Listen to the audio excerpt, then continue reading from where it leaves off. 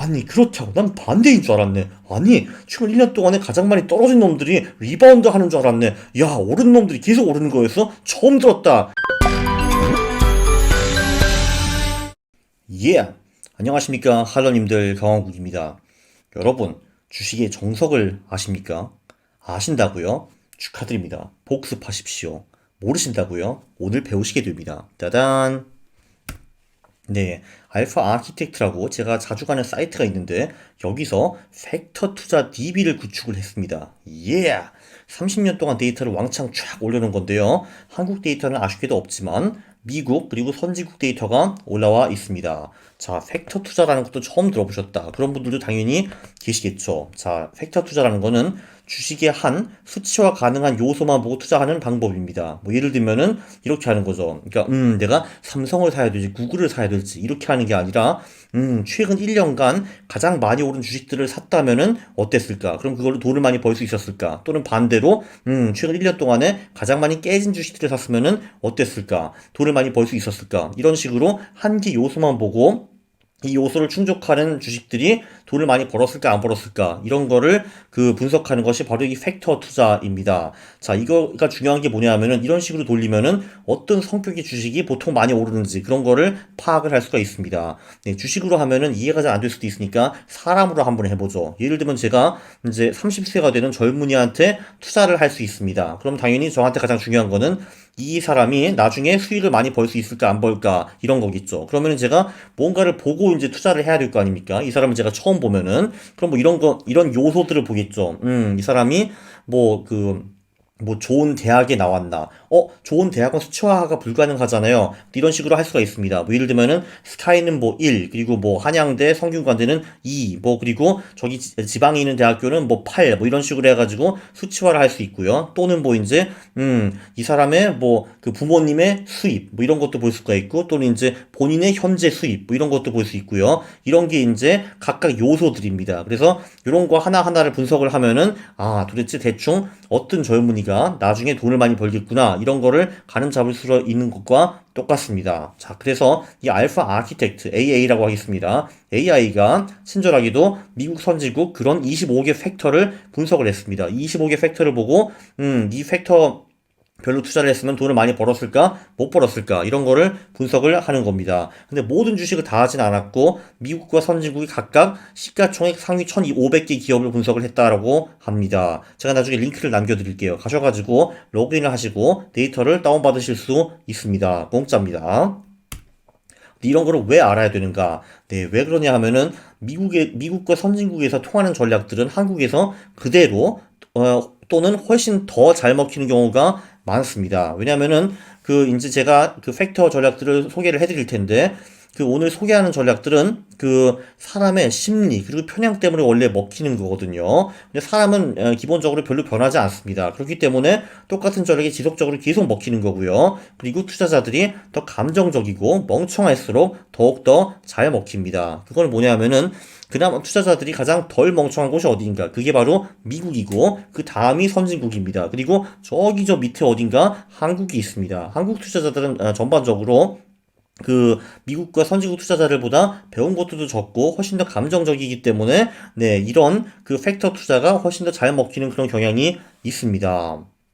자, 그럼 이제 본격적으로 본 게임에 들어가 보죠. 정석, 모멘텀 팩터라는 것이 있습니다. 자, 모멘텀 팩터, 미국과 선진국에서 잘 먹혔다라고 하는데, 자, 이런 식으로 보시면 됩니다. 여기서 미국 12위 위너라는 게 무슨 말이냐 하면은, 미국에서 최근 12개월 동안에 가장 많이 오른 주식, 그리고 반대로 요거는 최근 12개월 동안에 가장 적게 오르거나 가장 많이 깨진 주식이라고 보시면 되겠습니다. 그리고 그거를 이제 10분위로 보시면 되는 겁니다. 그러니까 예를 들면 미국에서 지금 우리가 주식이 1,500개가 있잖아요. 그러니까 요 미국 위너들은 1,500개 중에서 최근 1년 동안에 이제 가장 많이 오른 150개 주식을 의미하는 겁니다. 반대로 미국 12위 루저는 최근 1년 동안에 가장 많이 떨어진 150개 주식을 의미를 하는 거고요. 그래서 이제 우리가 계속 이런 미국 윈너에만 투자를 했다면은 90년대에는 복리 수익이 자그마치 30.5%가 나왔다는 걸 볼 수가 있고 2000년에서 2010년은 6.5% 그리고 2011년에서 2020년 3월까지는 9.17%를 벌었다라는 것을 볼 수가 있습니다. 자, 그러면은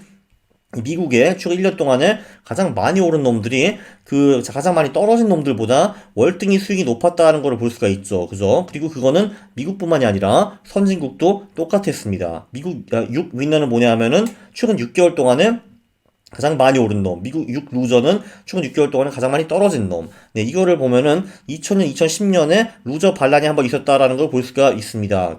이때는 이제 최근에 6개월 동안에 많이 오른 놈들이, 오히려 많이 못 오르고, 최근 6개월 동안에 많이 떨어진 놈들이 수익이 오히려 좋았다라는 걸 볼 수가 있는데, 네, 선진국은 그런 사건이 없었습니다. 그거를 볼 수가 있고요. 자, 그럼 결론적으로는 최근 1년 또는 최근 6개월 동안에 계속 가장 많이 올랐던 놈들이 그 후에도 계속 오르더라. 이게 이제 정석 1이라고 이제 보시면은 되겠습니다. 물론 이건 아시는 분들은 다 아시지만 이걸 처음 보는 것도 계실 거예요. 아니 그렇다고 난 반대인 줄 알았네. 아니 최근 1년 동안에 가장 많이 떨어진 놈들이 리바운드 하는 줄 알았네. 야 오른 놈들이 계속 오르는 거였어? 처음 들었다 하시는 분들도 분명히 있을 겁니다. 그래서 이게 정석 1, 최근 6개월 또는 1년 동안에 많이 오른 놈이 계속 오르더라. 이런 거고요. 미국 1위나 루저는 뭐냐면은 최근 한 달 동안에 많이 오른 놈, 최근 한 달 동안에 많이 떨어진 놈. 이걸 보시면은 오히려 여기는 이제 그다지 큰 룰이 없다라고 볼 수도 있습니다. 사실 우리가 이제 정석적으로 배우기에는 최근 한 달 동안에 떨어진 놈들이 그 후에 더 많이 오른다라고 배웠는데, 보면은 꼭 그렇지 않다라는 걸 볼 수가 있습니다. 2011년부터 2020년까지는 미국에선 최근 한 달 동안에 많이 오른 놈이 많이 떨어진 놈들보다 조금 더 많이 올랐고요. 그리고 이제 선진국 같은 경우도 90년대와 2000년대 그렇다라는 걸 볼 수가 있는데, 그래서 사실 이거는 별로 써먹을 곳이 없다라는 걸 볼 수가 있습니다. 요 두 개만 집중하시는 게 좋을 것 같아요. 자, 두 번째, 우량주 사이즈 팩터라는 것이 있습니다. 이제 우량주 팩터는 한마디로 이 기업이 좋은 기업인가, 훌륭한 기업인가, 돈을 많이 버는 기업인가, 뭐 이런 거를 대표하는 거고요.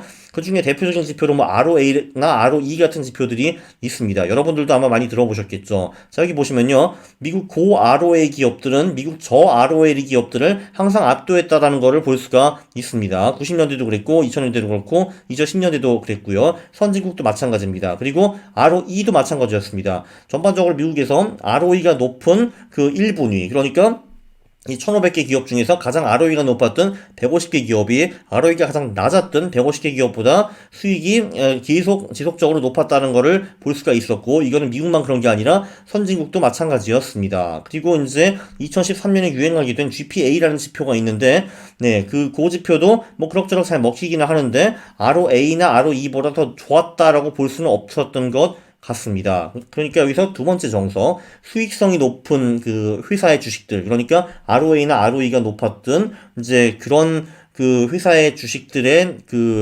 수익이 ROA나 ROE가 낮은 회사보다는 수익이 더 높았다. 이게 이제 두 번째 정석입니다.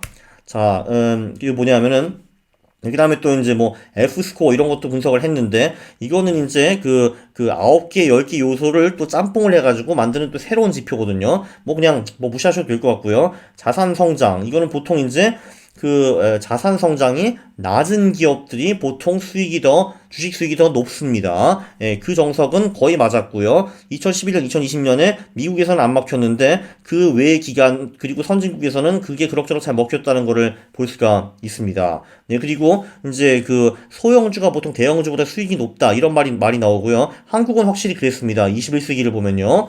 네, 근데 이제 여기 미국 소형주와 대형주를 비교를 해보면은 90년대는 수익이 거의 비슷하다는 걸 볼 수가 있고, 2000년대는 소형주가 대형주를 압도했고, 2010년대에는 오히려 대형주가 또 소형주를 압도한 거를 볼 수가 있습니다. 그리고 선진국은 반대죠. 선진국은 대형주가 소형주를 90년대 압도했고, 2000년대 소형주가 이겼고, 2010년대에도 소형주가 이겼다는 걸 볼 수가 있습니다. 그렇기 때문에 소형주, 대형주 이 중에 뭐가 좋다라고 말할 수는 없는 거고요. 그래서 사실 소형주는 대형주보다 낫대, 소형주가 수익이 훨씬 높대 하는 거는 그냥 도시 전설이라고 보시면 되겠습니다. 그러니까 맞지 않는 얘기라고 거의 보셔도 될 것 같고요. 자, 그러면 이제 가치 팩터, 보통 이제 소위 말하기를 우리가 이제 어릴 때부터 그런 거 배우지 않습니까? 초등학교 때 그런 거 당연히 배우셨죠, 여러분. 퍼나 PBR가 낮은 주식을 사거라, 그런 애들이 수익이 높다. 퍼 PBR 이렇게 이제 하늘천 따지 이런 식으로 초등학교 때 원래 배우잖아요. 아, 못 배우셨다고요? 아, 나도 배웠나? 가물가물하네. 어쨌든 자, 보시면요. 자, 여기 이제 가치 팩터들이 여러 개가 있습니다. EBIT, EV 또는 뭐 PBR, 퍼 이런 거를 보면은 그 얘네들이 이제 좋은 예를 들면 저퍼, 저PBR 이런 기업들이 90년대, 2000년대에는 고 PBR, 고퍼 주식들을 압도하는 것을 볼 수가 있는데 2010년대는 놀랍게도 반대였습니다. 2010년대 같은 경우는 고퍼 그리고 고 PBR 주식들이 오히려 저PBR, 저퍼 주식들을 압도하는 것을 볼 수가 있거든요. 이거는 거의 진짜 몇십 년 만에 처음이에요. 이런 것 같습니다. 왜냐면은 이 전에도 뭐 60년대, 70년대, 80년대에도 그 저 PBR 주식들이 고퍼, 고 PBR 주식들을 압도했거든요. 2010년만 되게 특이한 것 같습니다. 이거에 대해서는 조금 이따가 다시 말씀을 드리고요.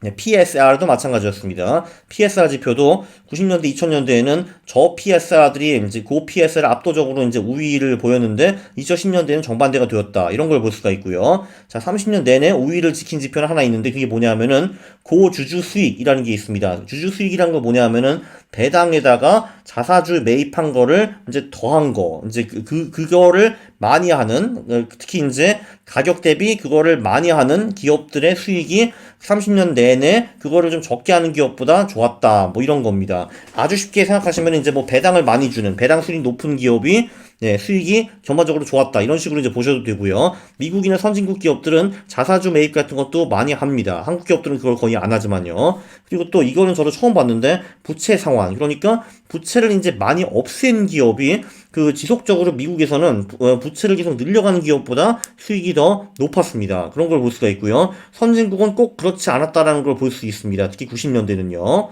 네, 그래서 30년 내내 승리한 가치 지표는 주주 수익. 그러니까 배당을 많이 주고 자사주를 많이 매입하는 그런 훌륭한 기업들. 얘네들의 수익이 배당을 제대로 안 주고 자사주 매입을 안 한 놈들보다 수익이 훨씬 더 높았습니다. 자, 그래서 세 번째 정석. 저평가된 기업들이 고평가된 기업보다 수익이 더 높기는 한데 2010년대에는 꼭 그렇지 않았다. 뭐 이런 식으로 볼 수 있겠습니다. 자, 네 번째, 변동성 팩터라는 게 있습니다. 변동성이라는 거는 이 주식 자체가 이제 들쭉날쭉을 많이 하느냐 아니면 별로 잘 안 움직이느냐 이런 거를 보는 건데, 네, 이것도 예외가 없이, 예외가 한 번 있네요. 기본적으로는 변동성이 그 적은 기업이 변동성이 높은 기업의 수익보다 훨씬 더 높았습니다. 변동성이 낮은 게 좋은 거예요. 그러니까 근엄하게 이렇게 움직이는 기업들이, 양반 같은 기업들이 촐싹촐싹해서 부앙 부앙 부앙 이렇게 움직이는 기업보다 수익이 훨씬 더 높다라는 겁니다. 예외는 90년대 미국에 있었습니다. 이때는 그렇게 경박한 기업들이 수익이 높았는데 그 이유가 뭐냐 하면은 그때 이제 나스닥 버블이 있어가지고 그때 인터넷 주식이나 이런 것들이 엄청나게 많이 올라갔거든요. 그래서 이제 이런 통계가 나온 것 같습니다. 이때를 빼면은, 그리고 뭐 선진국 같은 경우는 네, 그냥 근엄한 양반 주식들이 촐싹거리는 주식보다 수익이 훨씬 더 높았다는 것을 볼 수가 있었습니다. 뭐 변동성이나 베타나 거의 다 비슷한 말이라고 보시면 될 것 같습니다. 자, 그러면 이제 요소가 나오죠. 따다다단. 지금까지는 우리는 한 개 요소만 분석을 했습니다. 뭐 예를 들면은 조금 전 이런 거, 미국의 주식이 1,500개가 있는데, 그 중에서 변동성이 낮은 150개 주식에 투자했으면 어땠을까? 또는 이제 그 변동성이 가장 높은 150개 주식에 투자했으면 어땠을까? 이런 거를 분석을 했는데요. 우리는 이제 이론적으로 그 한 8개 팩터에 분산 투자를 할 수 있습니다. 그러니까 예를 들면은 우리는 자산을 8등분 해가지고, 뭐, 그 8분의 1은, 최근 1년 동안에 가장 많이 오른 주식에 투자를 하고, 또는 그 8분의 1은, 최근 6개월 동안에 가장 많이 오른 주식에 투자를 하고, 그리고 그 최근 ROA가 가장 높은 주식에 투자를 하고, 이런 식으로 해가지고, 자산을 8등분 할 수도 있을 겁니다. 자, 그렇게 만약에 했다고 치면은, 그것도 제가 한번 엑셀로 계산을 해봤는데, 네, 이게 90년대, 여기 2000년대, 여기 2010년대인데, 네, 그런 콤보, 그러니까 이런 식으로 이 지표들이 우수한 주식에만 8등분해서 골라서 투자를 했다면은 복리 수익을 한 대충 이 정도 벌 수 있었다라는 걸 볼 수가 있습니다. 아니 2010년대는 왜 이렇게 수익이 낮나요 하실 텐데, 이게 문제가 뭐냐면은 이 전체 기간이 2020년 3월에 끝나는데, 아시다시피 2020년대 초반에 코로나 때문에 미국 지표가 왕창 빠져가지고, 네, 제가 이제 그 기준을 2019년 말로 했다면 여기서 한 3% 정도 더 벌 수 있었습니다. 그러니까 한마디로 지금 가장 일시적으로 낮을 때 제가 이제 커트를 한 거죠. 2020년 3월에. 근데 2019년 12월에 커트를 했다면 요거 플러스 한 3%, 3.5% 정도로 보시면 될 것 같습니다. 어쨌든 이 콤보 위너들이 콤보 루저들을 30년 내내 압도하는 것을 볼 수가 있고요. 그거는 미국만 그런 게 아니라 선진국도 비슷했습니다. 네. 그래서 팩터 분산 투자 매우 현명해 보입니다. 그러니까 나는 PBR가 낮은 주식만 들어갈 거야. PBR가 최고지. 나는 무조건 저 PBR다 가자 하게 되면은 재수가 없으면은 이제 이런 꼴이 날 수가 있는 거죠. 2010년 동안에 계속 10년 내내 죽쓰고 이런 수익밖에 못 내는 그런 불상사가 생길 수도 있는 겁니다. 그래서 저 PBR도 적절히 하고, 그리고 뭐 예를 들면은 뭐 이제 좀 그 모멘텀 주식들도 적절히 하고, 그리고 뭐 ROE 높은 주식들도 적절히 하고, 이런 식으로 해가지고 분산 투자, 이 팩터도 분산 투자를 하는 것이 좋은 겁니다. 사실 뭐 예를 들면은 진짜 그런 거잖아요. 그 조금 전에 그 젊은이 그 사례를 제가 드렸는데, 그냥, 아버지 자산이 얼마냐. 그 요소 하나를 보고 투자를 하는 것보다는, 뭐, 예를 들면은, 그, 아버지 자산도 이제 어느 정도 되고, 그리고 뭐, 학교도 이제 대체로 나왔고, 독서도 좀 어느 정도 많이 하고, 이런 식으로 해가지고, 좀 돈이 될 만한 팩터들이 좀 합친 그런 젊은이에 투자하는 것이, 그냥 아버지 자산만 투자하는 것보다, 보고 투자하는 것보다는 훨씬 낫지 않겠습니까? 그죠?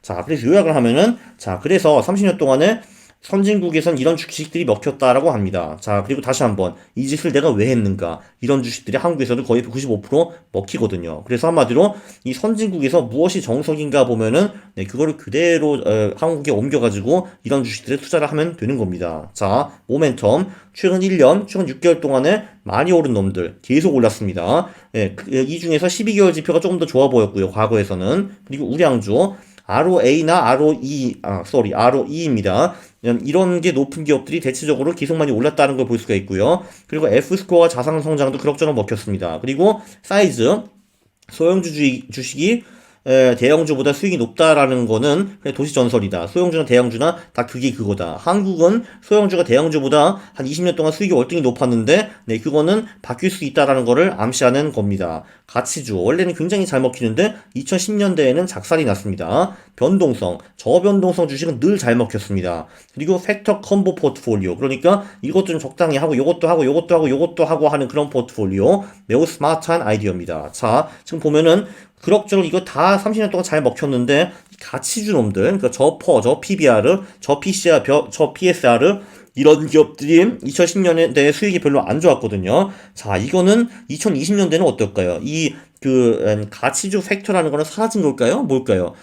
저는 아마 2020년대 가치주들이 엄청나게 화려하게 컴백할 거라고 저는 생각을 합니다. 왜냐하면은 이게 이렇거든요. 원래 이제 기본적으로 저 PBR 주식은 PBR 퍼가 당연히 낮습니다. 그러니까 저퍼 있죠. 자, 근데 이 저퍼들과 이제 많이 올라가지고 이제 퍼가 정말 천정부지로 올라간 그 귀족주들이랑 지금 차이가 좀 너무 많이 납니다. 정말 상상할 수 없을 정도로 차이가 크거든요. 그래서 그 차이가 줄어들면서 그 고퍼 주식들은 많이 작살이 나고 저퍼 주식들은 많이 오를 거라고 저는 예상을 합니다. 물론 그게 오늘, 내일, 다음 달 또는 뭐 올해에 된다는 얘기는 아니고요. 2020년대라는 긴 기간에 분명히 그런 역전 효과가 있을 거라고 저는 생각을 하고, 이와 관련 제가 자세히 좀 연구를 해가지고 또 영상을 만들 겁니다.